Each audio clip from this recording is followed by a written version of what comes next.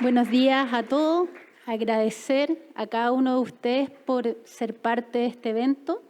Invito a los participantes del panel a Claudio Bustamante.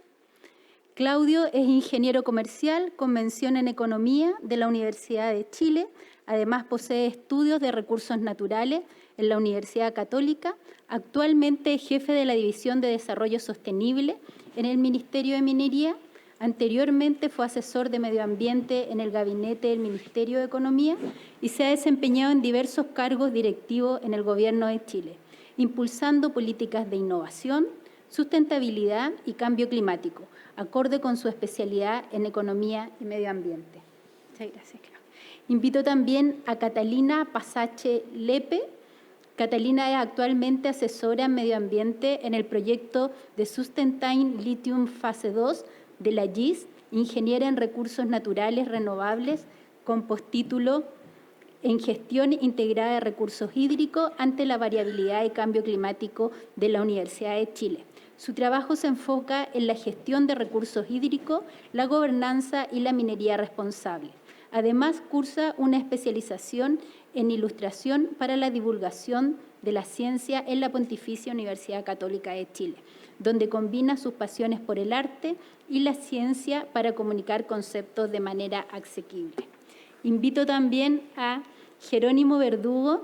Jerónimo es ingeniero civil de la Universidad de Chile, cuenta con 17 años de experiencia en desarrollo de proyectos de inversión. A lo largo de su carrera se ha desempeñado principalmente en el área de ingeniería para megaproyectos desde la etapa más temprana hasta la construcción y puesta en marcha.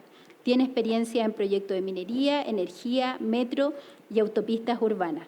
En el sector público se desempeñó como jefe de la División de Desarrollo de Proyectos del Ministerio de Energía, impulsando políticas públicas y la coordinación estatal para el fomento de inversiones en energía renovable, con foco en el despliegue armonioso de la infraestructura en el territorio. En ese marco ha liderado procesos de diálogo intercultural con comunidades indígenas. Actualmente se desempeña como superintendente del desarrollo del litio en ENAMI, liderando el proyecto Salares Andinos. También invito a Alfonso Domeyko. Alfonso es abogado con más de 20 años de experiencia en temas relacionados con mercados públicos, regulados, minería, recursos naturales y litigación.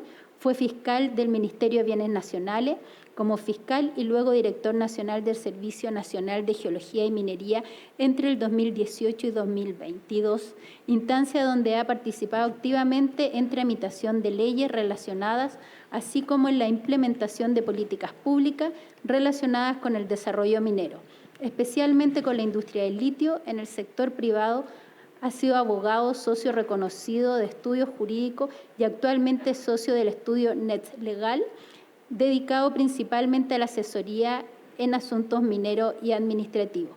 Actualmente también es profesor de curso de permisos y autorizaciones para el uso de bienes públicos en la Universidad Católica y en el curso de concesiones mineras en el Magíster de Derecho Público de la Universidad de los Andes.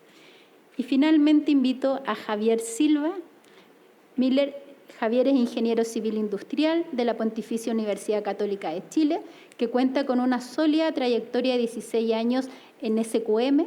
Actualmente se desempeña como gerente de sustentabilidad en SQM Litio y ha liderado iniciativas claves en la sostenibilidad, derechos humanos y la relación con las comunidades locales. Lo ha llevado a la empresa a ganar reconocimiento en sustentabilidad, tales como la inclusión Dow Jones Sustainability Index en la categoría B de CDP. Entonces, con eso vamos a dar inicio de este conversatorio.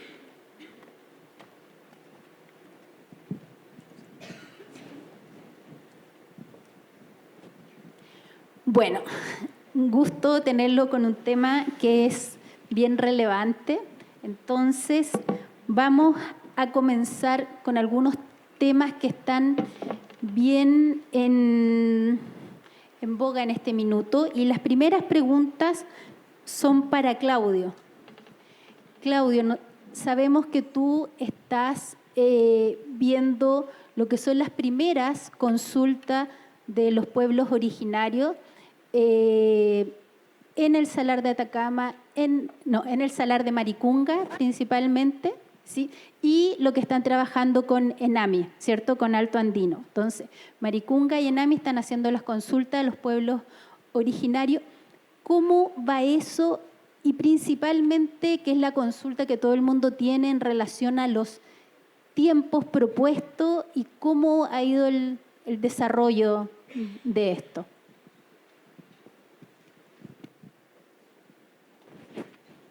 Sí, aló, bueno, buenos días a todas y todos, gracias por la invitación.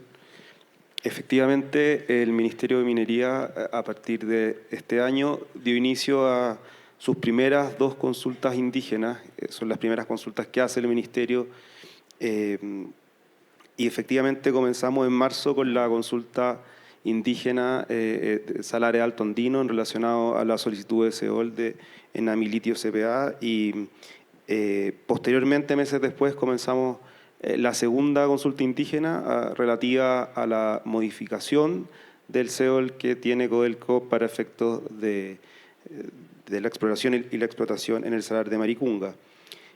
La verdad que ha sido una experiencia positiva en general para el Ministerio y su institucionalidad.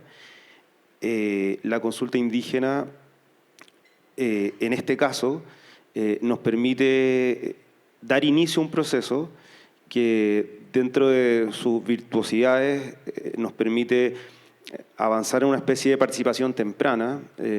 La verdad que el SEOL habilita, da inicio a un proceso y en ese sentido es importante mirar esto como un proceso. Permite que un titular pueda obtener mejor información y avanzar en el diseño de un proyecto que posteriormente va a cursar la institucionalidad ambiental que tiene nuestro país y efectivamente ahí va a ocurrir una segunda consulta indígena, esta vez versada sobre el proyecto en sí mismo, sobre sus impactos que van a estar debidamente identificados.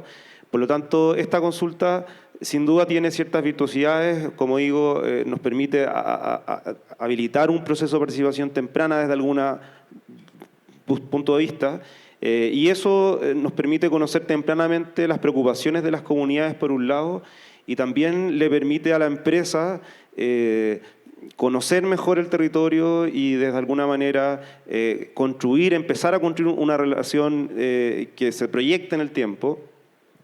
Ahora, sin duda, esta virtuosidad también se cruza con un proceso que efectivamente está normado, que tiene tiempo. Nosotros, en un escenario realista, o sea, la consulta menos de 5 meses no toma. Si miramos los datos, miramos ambas consultas que estamos en un rango entre 5 a 9 meses. Y en ese sentido creemos que ese es un tiempo adecuado para poder hacer este proceso de buena manera. Cuando uno dice, bueno, ¿cuál es el foco de lo que estamos haciendo? Y en ese sentido hay que entender que este es un proceso y este proceso va a ser virtuoso en la medida en que se haga bien. Y para hacerlo bien hay que disponer de capacidades, hay que tener como marco la normativa que tenemos sobre consulta, pero tenemos que ir más allá de ese marco y tenemos que adaptar el proceso a la diversidad territorial. Nuestros territorios son diversos, nuestras comunidades son diversas, y en ese sentido es una invitación a todas y todos, a los titulares, a las comunidades, a las organizaciones del Estado, para que nos encontremos en los territorios con el objetivo de habilitar la industria del litio, que sin duda va a ser positiva para el futuro de nuestro país. Muchas gracias. Voy a volver a hacerte una pregunta como retomando un poco lo que dijiste. Entonces, esta es una primera instancia y después, cuando ya esté en desarrollo el proyecto, vamos a la evaluación de impacto ambiental, hay que hacer una segunda consulta específica del proyecto. Lo entendí así, ¿cierto? Sí, o sea, efectivamente, si uno pone sobre la mesa el marco técnico jurídico que cuenta nuestro país, en este caso nosotros como Ministerio de Minería estamos generando un acto administrativo, que en este caso es el otorgamiento del SEOL, en este acto, ¿verdad?, se definen elementos como el polígono, por ejemplo, como los tiempos, y esos elementos en sí mismos son parte de lo que consultamos en el territorio, y eso va a permitir que el titular avance en los próximos años, ¿verdad?, o la temporalidad que se defina, en un proyecto concreto que define impactos significativos y que efectivamente entra a nuestra institucionalidad ambiental y efectivamente da inicio a un proceso que tiene otra característica, otro alcance, otro nivel de información, y por eso la virtuosidad de esto es que nosotros habilitemos un proceso en el contexto de este módulo, ¿verdad?, que se llama Gobernanza y Territorio, podamos fortalecer distintas, múltiples gobernanzas que le permita al titular avanzar en conjunto con la comunidad en que este diseño de este proyecto sea el mejor proyecto. Muchas gracias. Catalina, ustedes tienen la experiencia en la mesa multiactor de un territorio. Me gustaría que nos contaras un poco los grandes aprendizajes de ese trabajo.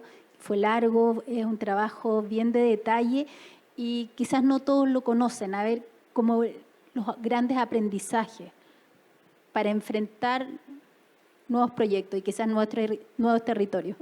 Muchas gracias. Bueno, primero, gracias por la instancia, por la invitación a la GIZ y también por poner el tema de la gobernanza acá en el evento, que es bastante importante. La verdad es que no existe una única receta y nos hemos dado cuenta con el equipo de la GIZ en el tiempo que cada año es distinto. El contexto, tanto local como a nivel nacional e incluso internacional, va cambiando y eso también nos hace tener que adaptarnos constantemente. El trabajo que iniciamos en el 2021 no es el mismo que estamos llevando a cabo hoy día. Tiene etapas, obviamente, pero aparte de eso, yo creo que el mayor de los aprendizajes es no ir con una idea rígida a los territorios. No hay que ir con una metodología tan cuadrada, sino que hay que saber que uno cuando se involucra y hace vinculación territorial, hay que ir con la perspectiva de que las cosas van a cambiar, de que incluso el tiempo en el que uno tiene presupuestado hacer los proyectos e incluso no sé, la exploración y todo eso puede ampliarse. Lo más probable es que se amplíe, porque al final uno entra al territorio, uno conoce a la gente y bueno, hay necesidades distintas y no solamente del sector de, no sé, de las comunidades indígenas que también son súper importantes, sino hay otros sectores en el territorio que tienen las mismas problemáticas o distintas y al final eso es lo que va importando. Bueno, el proyecto que trabaja la GIZ se llama Mesa Multiactor. Hay algunos participantes aquí presentes, así que también los aprovecho de saludar. Y dentro de eso mismo, con ellos nos hemos dado cuenta que de las cosas más importantes que hay que hacer en la vinculación territorial es escuchar. Escuchar no solamente las necesidades, sino también las preocupaciones en el presente y en el futuro, y también dar luces de cómo va, por ejemplo, desde la GIZ el proyecto, cómo va avanzando. En ese sentido hemos sido sumamente transparentes, todo está publicado tanto en la página web como en las reuniones que tenemos mes a mes, incluso hasta los financistas, porque GIZ no financia directamente, sino que tiene financiamiento externo, han ido al territorio y han conversado directamente con los distintos sectores y los distintos actores clave. Eso es uno de los mayores aprendizajes hasta el momento y diría que hasta seguimos aprendiendo de todo esto. Muchas gracias. Jerónimo, ENAMI ha tenido dos procesos, yo creo, bien exitosos de RFI internos de ENAMI propiamente tal. Uno tiene que ver con la tecnología de DLE. ¿Nos puedes contar un poco cómo va ese proceso? Sí.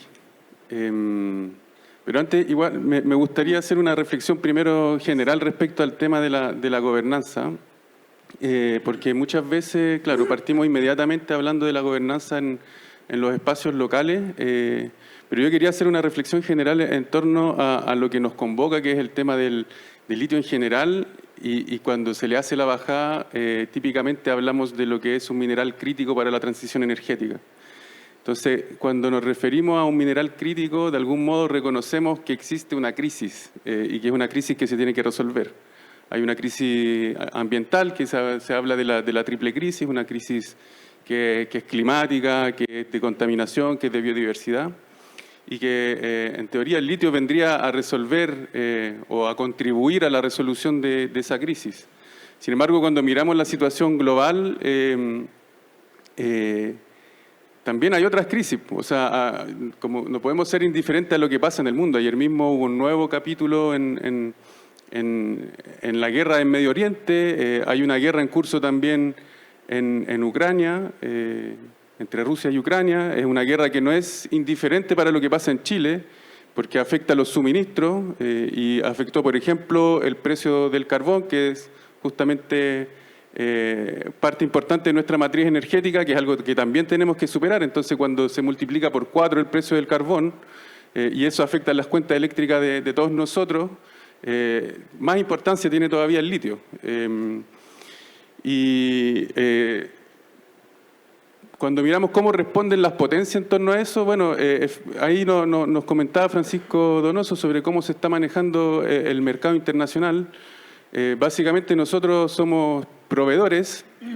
En este momento en el mundo estamos hablando del orden de 20 millones de vehículos eléctricos que están en el mercado, en un mercado, o sea, o en una matriz o en un parque automotriz que es de 1.500 millones de vehículos. O sea, estamos en una etapa muy, muy temprana y uno se pregunta si vamos a llegar.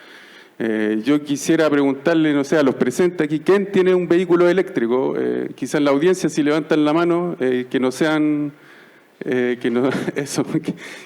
ejecutivos de BYD ni de Tesla, y eso es lo que pasa. O sea, de estos 18, 20 millones de vehículos que hay en el mundo, en Chile hay 10.000, básicamente nada, y somos proveedores relevantes a nivel mundial.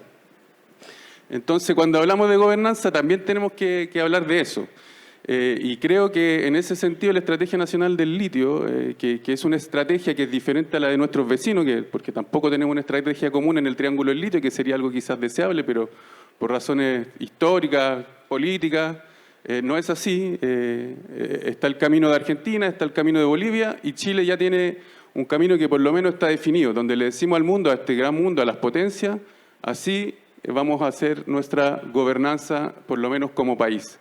Una estrategia que se propone aumentar la producción, pero no solamente eso, sino que se propone aumentar la producción para capturar renta, bueno, para los beneficios sociales, evidentemente, pero también para investigación y desarrollo, para que podamos ser unos actores que no sea solamente proveer el litio y no generar nada, sino que también podamos desarrollar tecnología, ser líderes en minería de salares a nivel mundial, ¿por qué no? Agregar valor también, quizás complejizar un poco nuestra economía y poder exportar algo más que el carbonato. Entonces, creo que para nosotros, como empresa nacional que estamos desarrollando un proyecto, ese marco nos permite sentir de que estamos haciendo una contribución que es más general, como a la resolución de la crisis global, digamos. O sea, que esperamos ser actores que sean más relevantes que la mera producción de litio. Ahora, respondiendo a tu pregunta, claro, efectivamente, eso es una muy buena noticia. Nosotros hicimos este llamado RFI tecnológico durante el mes de abril y mayo, y creo que eso sí que es una excelente noticia, porque llegaron 30 empresas de 14 países, es decir, hay un ecosistema de empresas que están buscando una solución a una explotación de los salares y de litio que sea lo más amigable posible con el medio ambiente. Y ya hay muchas iniciativas y es muy difícil además ponerlas a competir. Lo que nosotros hicimos como empresa fue constituir un comité técnico, y de las 30 propuestas que llegamos fue muy difícil, pero llegamos a seleccionar 8. A esas 8 empresas les entregamos salmuera del orden de 1 metro o 2 metros cúbicos de salmuera por cada una de las empresas, y durante justamente el mes de septiembre ya las muestras de salmuera han ido viajando a distintos países del mundo y también a los laboratorios que están ya de otras empresas aquí instaladas en el país. Esperamos tener entonces resultados en cuanto a recuperación, costos de capital, OPEX, cómo funcionan en general estas tecnologías con nuestras salmueras particulares del proyecto Salares Alto Andino, y así poder también hacer una evaluación económica del proyecto que sea más confiable, digamos, y bajo el mandato de la Estrategia Nacional de Litio. Muchas gracias, Jero, por toda la introducción, que es súper buena, y por la respuesta. Seguimos un poco con Javier.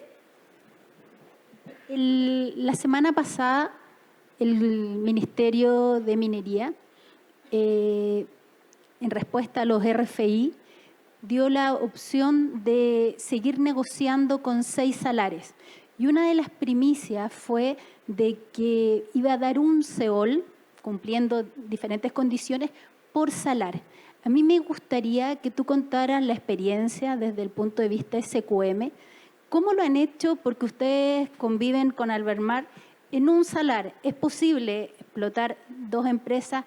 Bueno, hay que considerar que el salar de Atacama es mucho más grande, la joya de la corona, como decimos. Pero ¿cómo es en relación a buenas prácticas y de governance la relación de 2 empresas independientes convivir en un mismo salar? Bueno, primero que todo saludar a todos y a todas los presentes. Y con respecto a tu pregunta, Julieta, yo creo que esto viene ya con una historia del años 80, nuestra entrada del año 1993, en las cuales Corfo ya tenía definido la forma en que se iba a explotar el proyecto o los proyectos instalados en el salar de Atacama. El primero enfocado en litio, el segundo enfocado en potasio, con una tierra de nada y una separación entre las pertenencias mineras que de alguna forma aseguraba una explotación indistinta o diferente en cada uno de los proyectos, y enfocado según los minerales que estaban más presentes en cada uno de estas áreas. Recordemos que el litio no es que esté de forma pareja distribuido en los salares, está totalmente heterogéneo tanto en altura como en longitud. Y por ende, la forma que se exploten estos salares depende de dónde estén ubicados, depende cómo esté distribuido también las fallas geológicas que existen en el mismo salar.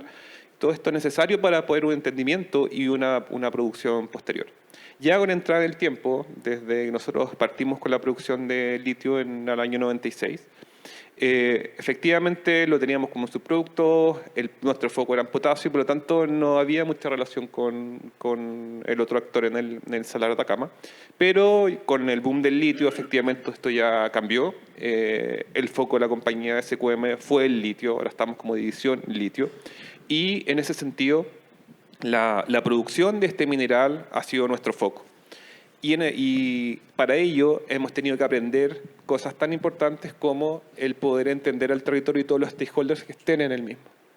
Partiendo por el Consejo de Atacameños, por las comunidades indígenas presentes en el territorio, con los distintos otros habitantes que están también de la comuna de San Pedro de Atacama, y por otro lado, con los actores que están en explotación. En ese sentido, con la relación que tenemos con la otra compañía, dado por temas de libre competencia, por ejemplo, no hay mucha información que podamos compartir. Partiendo porque si nosotros decimos qué pozos, en qué área y cuánto, ya da una indicación de nuestra producción futura y los costos futuros. Y ustedes saben que eso es necesario para empresas que son competencia en el mundo, mantenerlos aislados.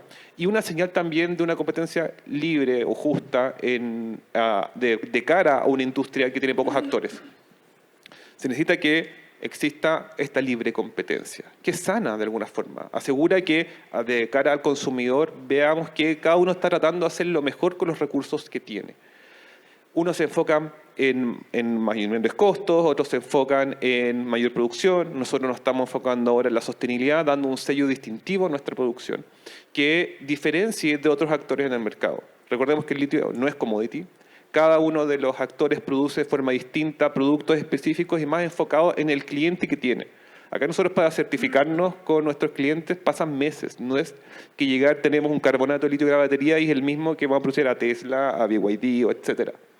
Cada uno depende de qué es lo que necesita, qué tipo de batería va a requerir, y finalmente ellos no vienen acá a nuestras operaciones a certificar que el litio que están comprando va a mantener un estándar que ellos requieren. Y vamos trabajando con ellos, vamos trabajando en las impurezas, vamos trabajando en la calidad que ellos requieren, tanto física como química.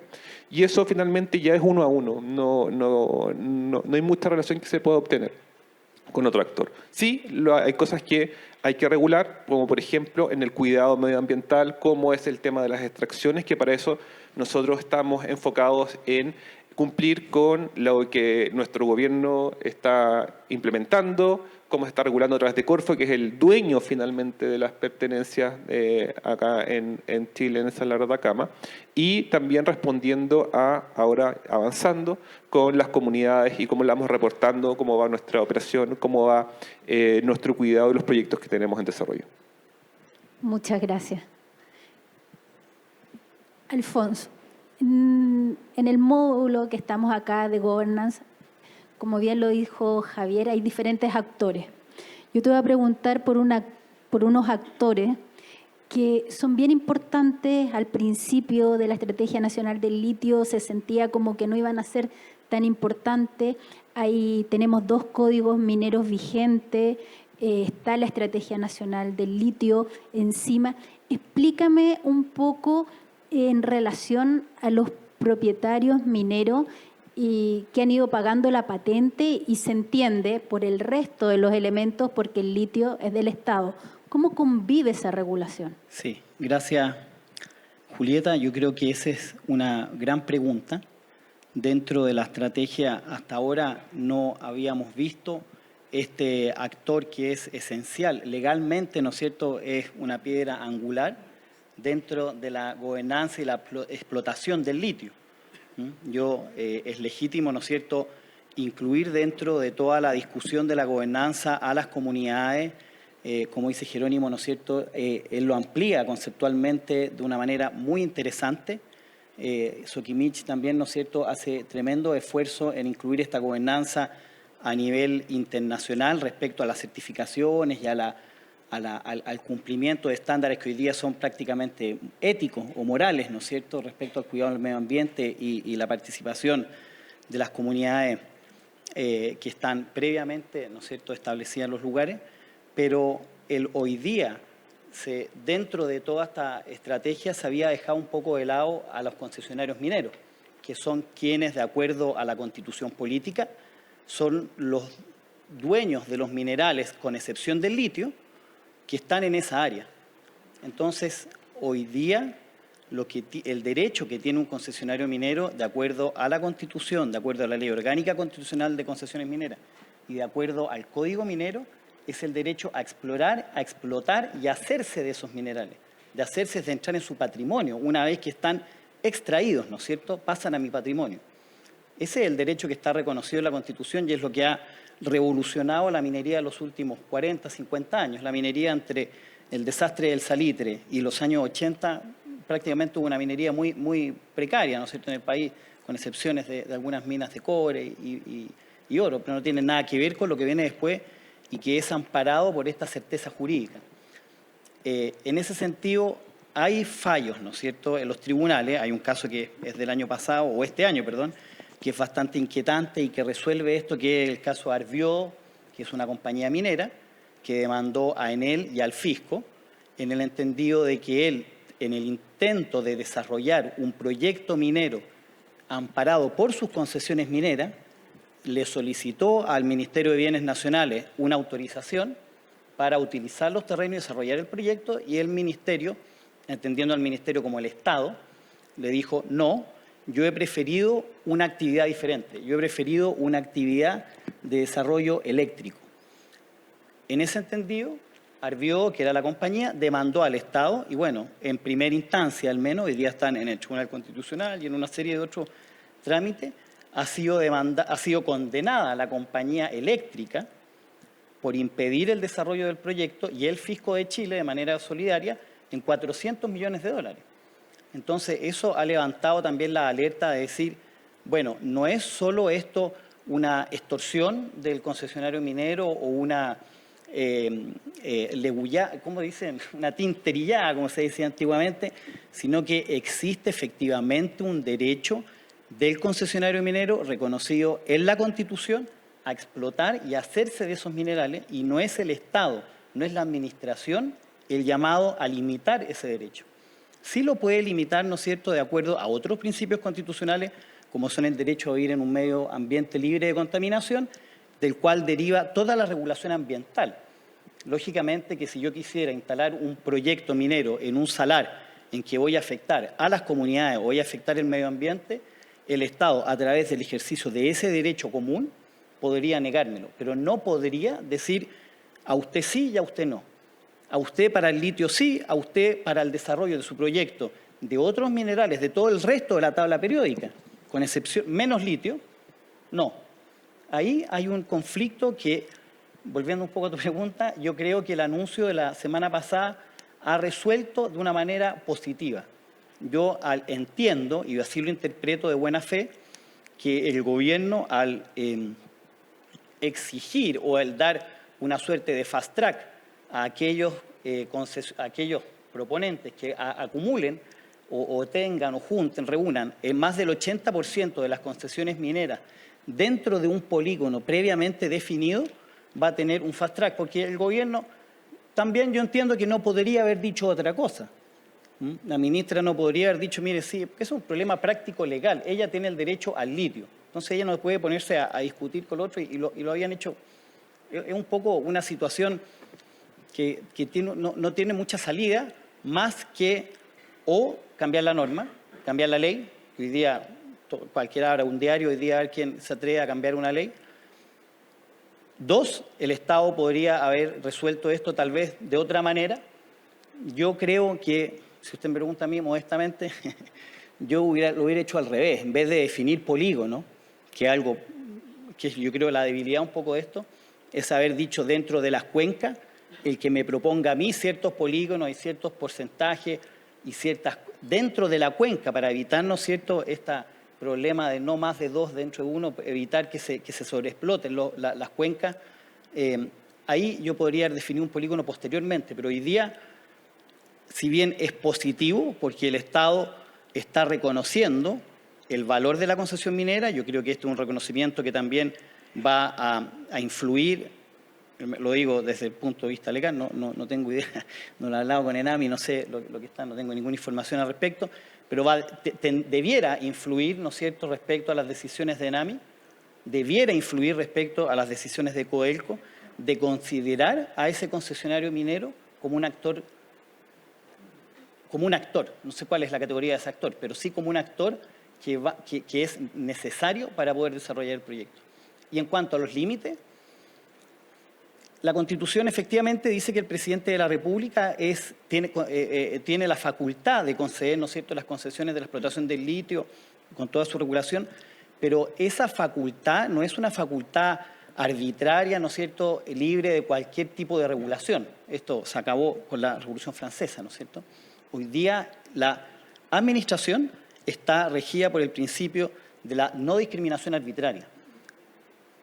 Por mucho que diga, ¿no es cierto?, que el presidente lo puede hacer, debe sujetarse a las normas establecidas en la Ley General de Bases de la Administración del Estado, por ejemplo, en la cual se dispone, ¿no es cierto?, que todos los actos administrativos deben ser fundados y el fundamento, ¿no es cierto?, es contrario a la arbitrariedad. ¿A qué me refiero? Yo no digo que estos polígonos sean arbitrarios porque no cuento con los antecedentes, ni yo creo que nadie cuenta con los antecedentes necesarios para poder determinar si han sido o no han sido arbitrarios. Puede ser, y yo lo espero, que hayan sendos estudios científicos o geológicos o criterios conceptuales al menos de definir por qué en esta línea sí y en esta no.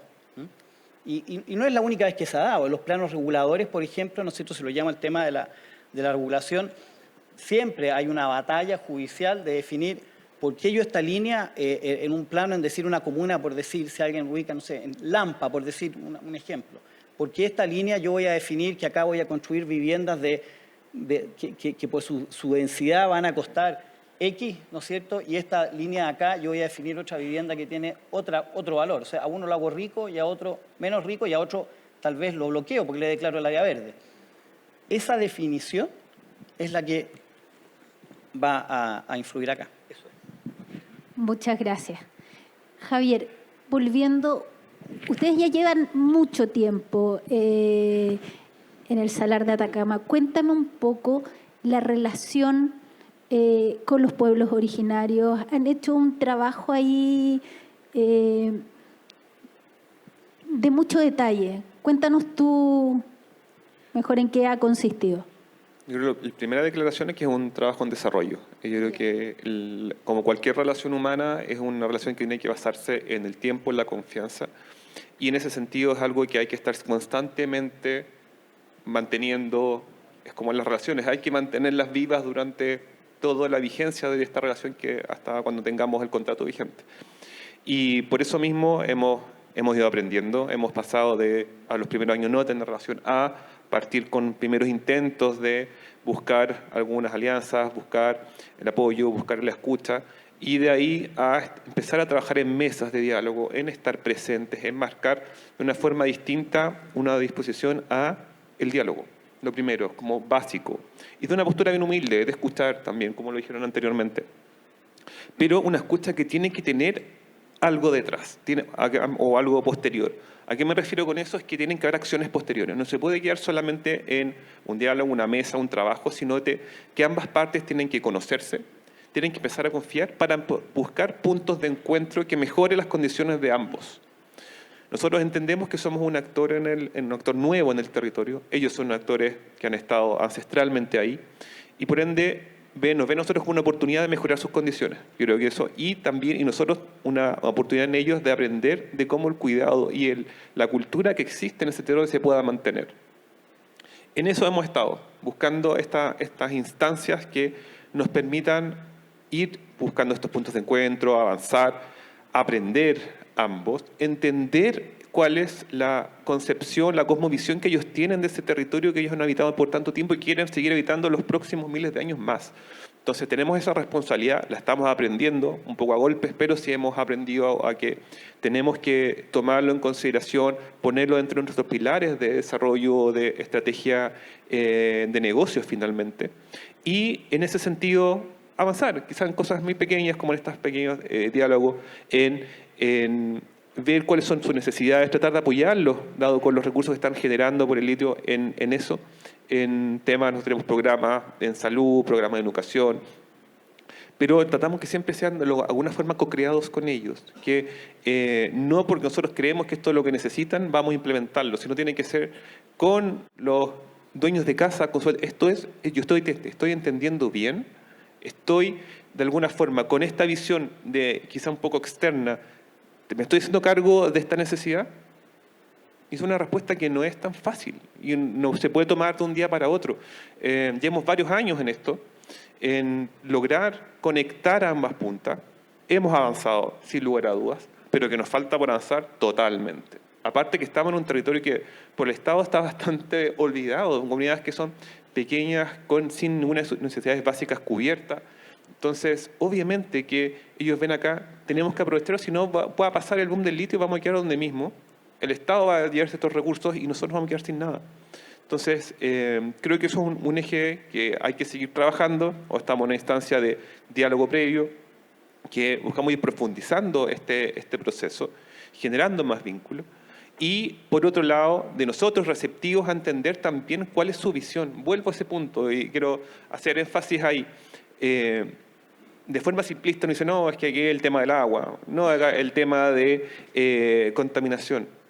Pero tenemos que entender que ellos son dueños de casa. O sea, si uno va ahí a tu patio y entra alguien a hacer un hoyo, ¿cómo no vas a partir por ellos preguntando cuáles son las medidas que van a hacer, hasta cuánto tiempo van a estar, qué yo necesito para estar tranquilo de que lo estás haciendo no va a generar mayor impacto del que está previsto? Hacerlos parte también de los procesos de las consultas indígenas, claramente, pero el tema de temas ambientales.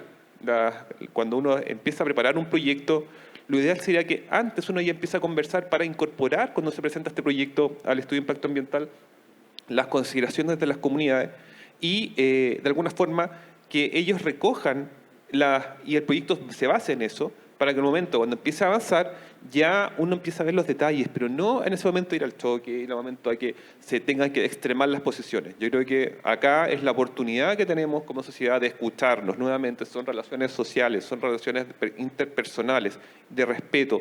Tenemos que basarnos en esos principios para ir construyendo esta relación y, bueno, siempre seguir aprendiendo. Muchas gracias. Jero, acá va a ser como una pregunta, pero ahí como 1,2. Mira, lo primero, ¿qué viene para ENAMI? O sea, ¿cuáles son los siguientes pasos? Y de cierta manera, hoy en día, ustedes son los que más están trabajando en el área de exploración, de desarrollo en litio, sacando a los dos grandes actores, como en los nuevos salares. Y pensando como en los nuevos salares, uno ve que es un negocio como joven, donde hay un montón de problemáticas, los laboratorios y todo. Pero ustedes ya tienen un aprendizaje ganado que es súper importante. ¿Existe la posibilidad de nuevas alianzas, de nuevos salares? ¿Hay algunas posibilidades de ir ampliando el proyecto litio ENAMI? Sí, bueno, voy a partir por la primera parte. Bueno, nosotros tenemos, como mencionaba al comienzo, un mandato bien específico que es desarrollar un proyecto o una asociación público-privada para el desarrollo de un proyecto en los salares altoandinos. Y el rol o la estrategia que hemos definido es levantar la mayor cantidad de información posible para disponibilizarla al mercado, y eso ha significado en la práctica avanzar lo más rápido posible con las exploraciones. Ya por abril habíamos informado que en Salar Aguilar tenemos concentraciones, o por lo menos alguna unidad geológica con concentraciones del orden de los 740 ppm. Hoy día ya estamos en condiciones de confirmar que en el Salar La Isla estamos sobre los 900 ppm, y eso ha sido una buena noticia, digamos, para el proyecto y para nuestros futuros socios. Estamos en el desarrollo tecnológico, tal como lo comentabas, con todos los procesos de pruebas tecnológicas. Estamos también en la búsqueda del socio, y ese es el proceso que está, digamos, más interesante en este momento. Lo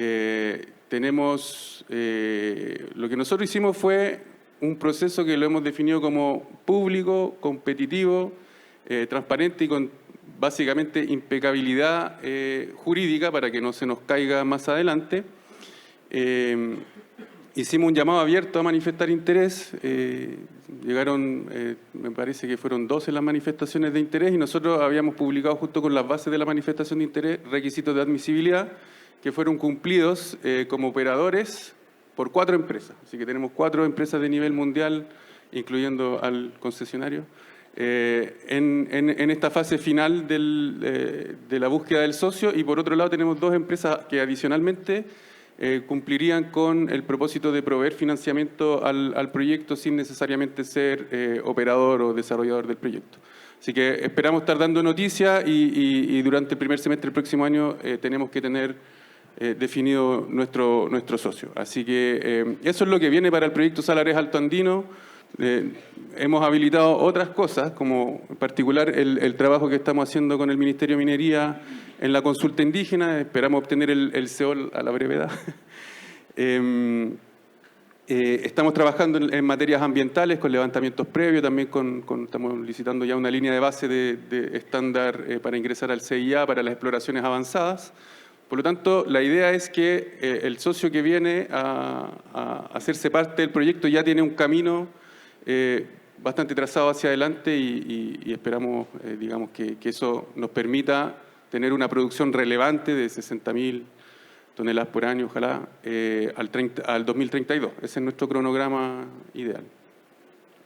Respecto de otros prospectos, la verdad es que en este momento el desarrollo del proyecto de Salares Alto Andino nos consume gran parte del trabajo interno del equipo de litio. Sin embargo, no estamos cerrados. O sea, como bien dices, nosotros hemos desarrollado una experiencia en exploración y en el desarrollo de proyectos en Salares que nos permiten, de hecho, aquí hay otros actores de la industria que se nos han acercado en diferentes ocasiones a buscar asociaciones. Lo habíamos dejado en pausa justamente también a la espera de las definiciones de política pública que ahora se Como bien se comentaba, ya hay mayor claridad respecto de cómo va a seguir la cosa para el resto de los salares. Por lo tanto, estamos disponibles digamos, a entregar nuestras capacidades para más desarrollos de proyectos en el país. Muchas gracias. Catalina, ustedes han hecho un trabajo que yo he seguido bien de cerca porque me gusta mucho. ¿Se vienen otros territorios? Bueno, es una excelente pregunta, la verdad, no es la primera vez que nos las hacen. Bueno, aquí hay que entender que GIZ tiene un rol importante en el territorio. El primero es que es una entidad internacional y por ende también es una entidad neutral. Entonces, también por eso la mesa de diálogo y de acción también se da de forma distinta. Bueno, como mencioné en la pregunta anterior, el proyecto siempre va adaptándose y al principio, como los proyectos de GIZ, tienen fecha de inicio y fecha de caducidad.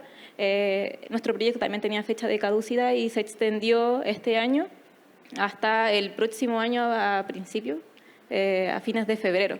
Entonces, al final, con eso, ¿qué ha pasado?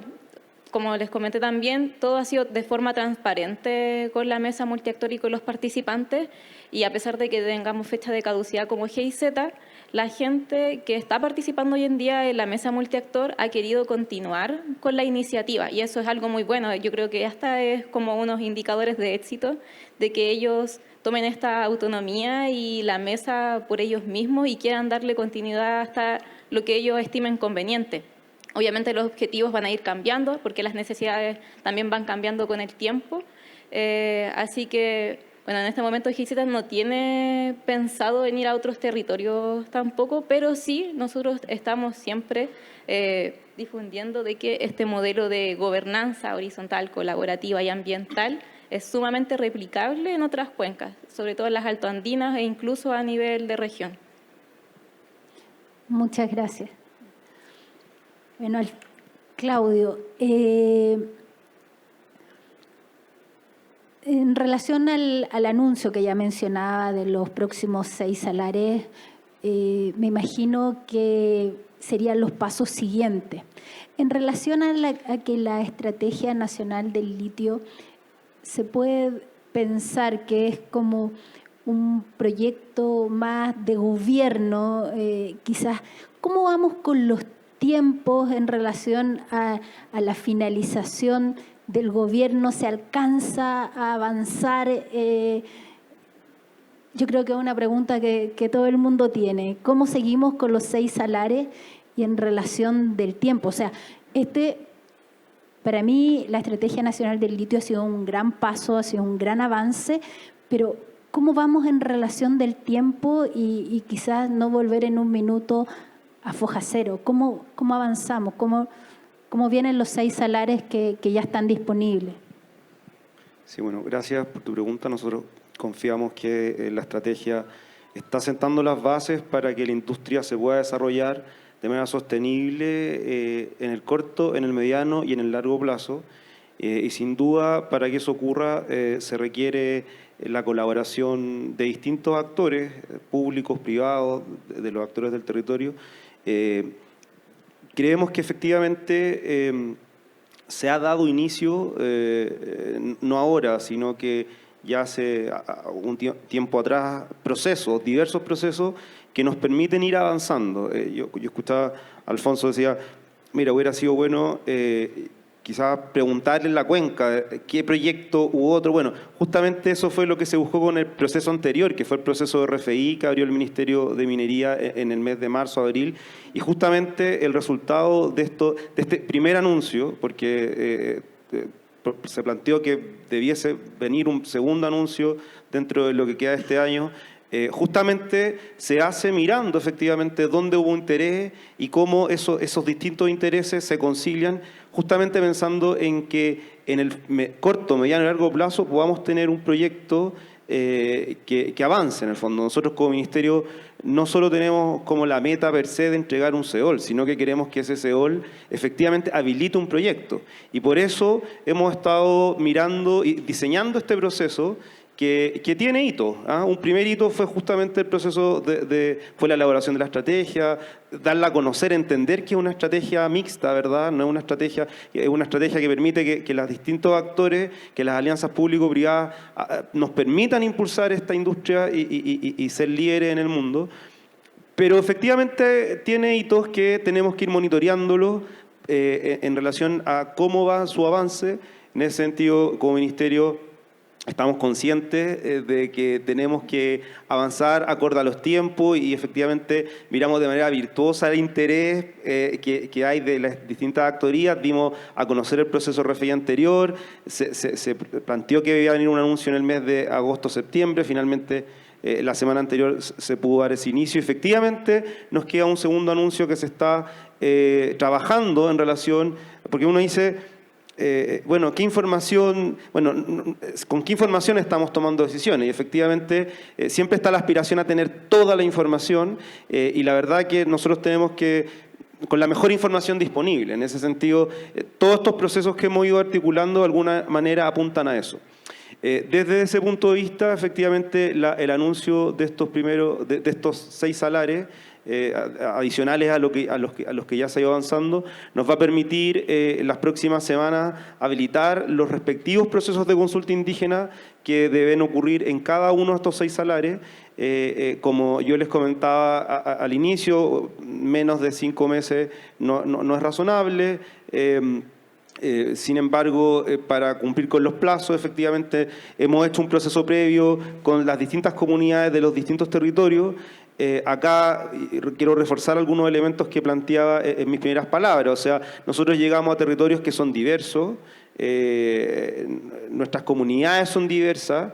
Dentro de un territorio, entender cuál es el alcance territorial y qué comunidades son efectivamente las que tienen una relación ancestral con esa tierra. Es un proceso que no es una definición unilateral que la tomamos nosotros como Ministerio, como Estado. O sea, y efectivamente, también cuando llegamos a los territorios, también nos encontramos que ahí hay conflictos previos que de alguna manera el deber que tenemos es no agudizarlos. Ojalá contribuir a resolverlos, pero bajo ninguna duda no agudizarlo. Y eso no es fácil, eso requiere un diálogo, como decía Catalina, en el fondo de escucha activa, y eso va de alguna manera, uno dice, poniendo en riesgo los tiempos. Bueno, yo diría que nos permite avanzar de manera sólida en tomarnos el tiempo que nos tengamos que tomar para que esto ocurra, teniendo a la vista que tenemos hitos que se tienen que ir cumpliendo, y desde ese punto de vista nosotros estamos confiados que vamos a poder lograr cumplir con los compromisos que hemos asumido públicamente con todas y todos, y estamos confiados que avanzando con las consultas indígenas vamos a poder avanzar en el otorgamiento de CEOLES y CEOLES que de alguna manera contribuyan a dar garantías de que ahí va a haber un proyecto que en nuestro marco jurídico pueda tener mayores chances de avanzar, que dadas las condiciones económicas, tecnológicas y ambientales, lo haga de manera sostenible, y estamos confiados de que vamos a lograr cumplir con lo que nos hemos comprometido. Muchas gracias. La última pregunta de Alfonso en relación del tiempo. Justamente hablábamos del marco jurídico y acá vemos, te voy a hacer una pregunta de otros actores. ¿Cómo se podría explicar nuestra solidez desde el punto de vista del marco jurídico cuando tenemos el código de antes del 79, el nuevo código minero que afecta a salares, y tenemos la Estrategia Nacional del Litio desde el punto de vista de los inversionistas? Bueno, yo por eso comencé, ¿no es cierto?, diciendo que uno de los actores esenciales de cualquier proyecto de litio es el concesionario minero.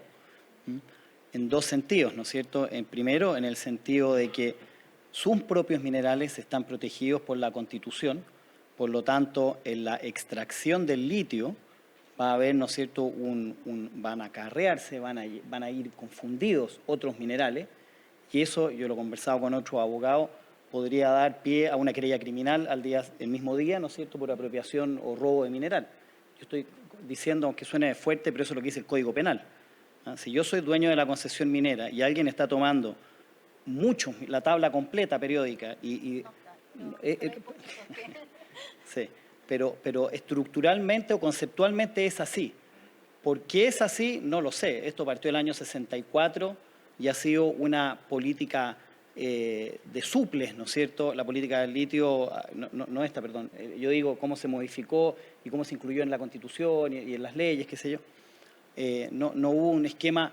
Yo he conversado con, no sé si es el último, pero uno de los redactores del Código de Minería me dice, mire, en el año 80 que se redactó, este problema ya venía heredado y en segundo lugar, nadie se imaginó con las facilidades tecnológicas que contamos hoy día que íbamos a poder tener con tanta facilidad tantos concesionarios en los salares. Los actores mineros eran muy pocos y las concesiones era muy difícil obtenerlas. Entonces nadie pensó que en un salar determinado pareciera una parcelación, ¿no es cierto?, de fin de semana, en que está lleno de concesiones, ¿no es cierto?, de pocos de 100, 200, 300 hectáreas y parece una locura. Pero es así esa realidad. Por lo tanto, ese marco normativo hoy día es el que contamos y es el que yo creo que se ha dado un paso importante del gobierno con reconocer, ¿no es cierto?, que yo cuando digo no tenía otra posibilidad porque la ministra tiene, o el gobierno, el Estado, tiene solo la posibilidad de pronunciarse respecto a sus competencias. Entonces no podría haber el dicho, mire, sí, yo voy a ponerlo usted de acuerdo con él.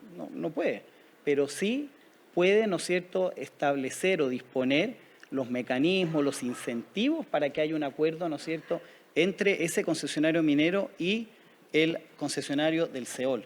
Y eso es lo que yo creo que, yo digo otra cosa, ustedes tomaron decisión, no hay una, yo no digo que la mía esté bien, yo creo que hay muchas decisiones y pueden haber otras alternativas también. Esta es una alternativa. Ahora, ¿qué es lo importante de esta alternativa? Que yo creo que fija un rumbo. Como decía yo, esto define, ¿no es cierto?, o va a tener que definir o va a influir seguramente, no sé, en ENAMI, en Codelco y en los próximos años. El mundo no se acaba ahora, ¿no es cierto?, a fin de año, ni se acaba con el próximo. Viene otro gobierno, hay un proyecto de ley que está, ¿no es cierto?, abogando por liberalizar el litio. A mí no me parece, porque vamos a volver al mismo problema, ¿no es cierto?, una pelea al día siguiente de estas cuencas, cómo se van a administrar si no tienen una buena regulación. Pero va a ser un aliciente a ese proyecto y a las decisiones que se tome o esta política o esta estrategia nacional o la que vengan con los próximos gobiernos. O sea, nadie podría volver a discutir en el futuro de que el concesionario no tiene un derecho si el gobierno actual lo está reconociendo. Ok, muchas gracias. Ceci, tenemos en este minuto para una pregunta del público. No sé si es que alguien quiere hacer alguna pregunta al panel. Oye, si Julieta, ¿Tú? solo Ya, quería, dale. lo que pasa es que tu pregunta fue un poco más amplia que el tema Sí. del derecho respecto de los inversionistas. Porque yo creo que es importante reconocer de que aquí hay una integración vertical súper importante en el mercado del litio. O sea, finalmente, claro, el concesionario es un actor y lo va a hacer en cada uno de los procesos de una manera diferente. Pero aquí el inversionista, al final, es el consumidor. Un poco, Javier lo decía súper bien, es el que te pone la regla de lo que quiere que se produzca. Entonces, yo creo que en general lo que tenemos que ver es que el interés global por invertir en Chile está muy presente. O sea, nosotros lo vimos en nuestro proceso. Tenemos empresas de China, empresas de Corea, empresas de Francia. Entonces, en este escenario global que planteaba yo al comienzo, los recursos que tenemos aquí y las definiciones de política pública están habilitando de todas maneras el desarrollo de las inversiones. Yo creo que eso es lo que tenemos que mirar, digamos, en conjunto con optimismo, porque eso es lo que nos va a permitir apalancar también otras iniciativas que son las que se plantean en la estrategia nacional. Sí, efectivamente, todos los procesos, ya sean los RFI del Ministerio o los de ustedes, han tenido una convocatoria realmente interesante. Del Ministerio fueron 12 países, más de 88 proyectos. Entonces, realmente hay un interés y eso indica de que existen las condiciones para poder desarrollar proyectos con todos los resguardos, sabiendo de que los salares son ecosistemas frágiles, pero que usando la tecnología, usando buenas prácticas, teniendo desde un principio la consideración con los pueblos originarios, se podrían desarrollar buenos proyectos. Y eso esperamos que así sea.